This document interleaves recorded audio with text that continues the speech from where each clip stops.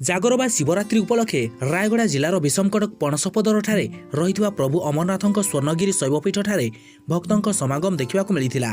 ଭକ୍ତଙ୍କ ସମାଗମକୁ ଆଖି ଆଗରେ ରଖି ପ୍ରାତଃ ସମୟରୁ ସେବାରେ ନିୟୋଜିତ ଥିଲେ ବିଷମକଟକ ୟୁଥ୍ ଫର୍ ଆକ୍ସନ୍ ସଂଘର କର୍ମକର୍ତ୍ତାମାନେ। ଏହି ୟୁଥ୍ ଫର୍ ଆକ୍ସନ୍ ସଂଘର କର୍ମକର୍ତ୍ତାମାନେ ଭକ୍ତମାନଙ୍କୁ ଅନେକ ସମୟରେ ସାହାଯ୍ୟ ସୁବିଧା ଯୋଗାଇ ଦେବାର ଦୃଶ୍ୟ ସାମ୍ନାକୁ ଆସିଥିଲା।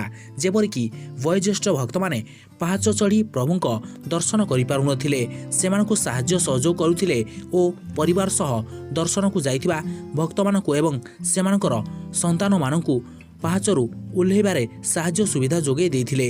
ପ୍ରବଳ ଖରାରେ 350 ପାହାଚ ଉପରକୁ ନେଇ ପ୍ରଭୁଙ୍କ ଦର୍ଶନ କରାଇ ଆଉ ତଳକୁ ନେବା ଆଣିବାରେ ସାହାଯ୍ୟ କରିବା ସହ ପ୍ରସାଦ ସେବନ କାର୍ଯ୍ୟକ୍ରମରେ ମଧ୍ୟ ସହଯୋଗ କରିବା ସହ ପାରିପାର୍ଶ୍ୱରେ ଯେତେ ଭକ୍ତଙ୍କ ସୁବିଧା ସୁଯୋଗକୁ ଦୃଷ୍ଟି ଦେଇଥିଲେ। ଉକ୍ତ କାର୍ଯ୍ୟକ୍ରମଟି ରାୟଗଡ଼ା ଜିଲ୍ଲା ସହ ସଂଯୋଜକ ଗୌତମ ଅଲଗାଙ୍କ ନେତୃତ୍ୱରେ ଅନୁଷ୍ଠିତ ହୋଇଥିଲା।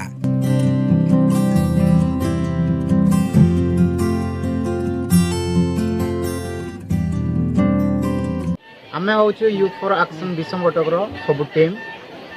आज आम यही पवित्र महाशिवरात्रि आम स्वर्ण मंदिर आमर पणसपदर से शिव मंदिर अच्छी ये मैक्सिमम आम आसिकी गोटे 7-8 घंटा हो गला।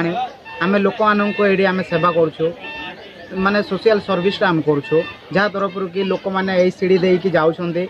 बहुत सीढ़ी अच्छी 350 पाखापाखि सीढ़ी अच्छी जहाँ वृद्धांगी लोक मैंने जहाँ असुविधा होती पानी जहाँ भी हो सब आम सहायता करूँ आमर यही टीम तरफ से माने मंदिर जाइए दर्शन कर आसला ना कि आम जहाँ भी भोजन भी गोटे व्यवस्था करूँ जहाँ से प्रसाद भाव में खाई घर को जाऊँ। अच्छा आज केते लोक खंडे हेइथिबे आ केते परिमाण लोक को आपण सेवा करछंती? आज तो आसी भगवान शिवरात्रि अच्छी जेहेतु आसचंती बहुत माने गोटे 2-3 हजार लोक तो आसते बहुत।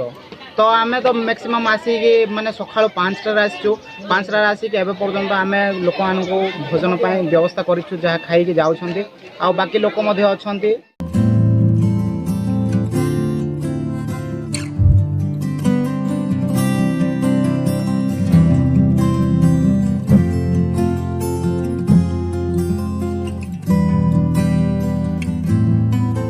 Video report IYA News।